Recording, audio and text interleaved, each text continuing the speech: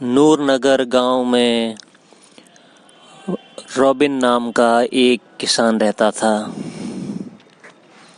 वो बहुत ही मेहनती था, लेकिन उसकी ज़मीन वहाँ के जमींदार के पास कब्जे में थी।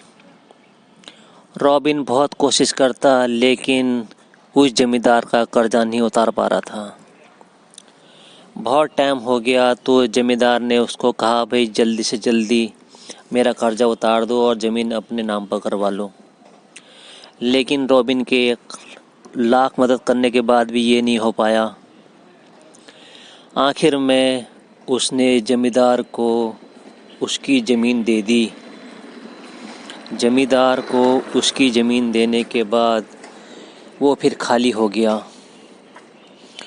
और उसी गांव में एक ज़मीन ऐसी थी जो बहुत ही बंजर थी, जिस पर कोई खेती करना नहीं चाह रहा था।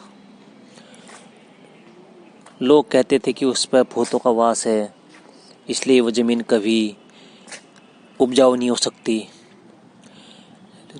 लेकिन रॉबिन के पास करो या मरो की स्थिति थी और कोई उसके पास रोजी रोटी का जुगाड़ा नहीं था। उसने उस ज़मीन पर हल चलाने की बहुत कोशिश की और वो सफल नहीं हो पाया। फिर उसने उसमें नदी से पानी लाके 1-2 दिन उसमें सिंचाई की। फिर उसके बाद हल चलाया और रॉबिन की मेहनत सफल हुई, रंग लाई और कुछ दिन में वो बंजर ज़मीन उपजाऊ हो गई। और इस तरह रॉबिन ने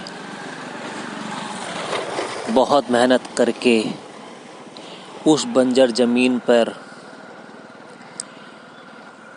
खेती करके अपना घर बनाया और सुखी पूर्वक अपना जीवन जीने लगा।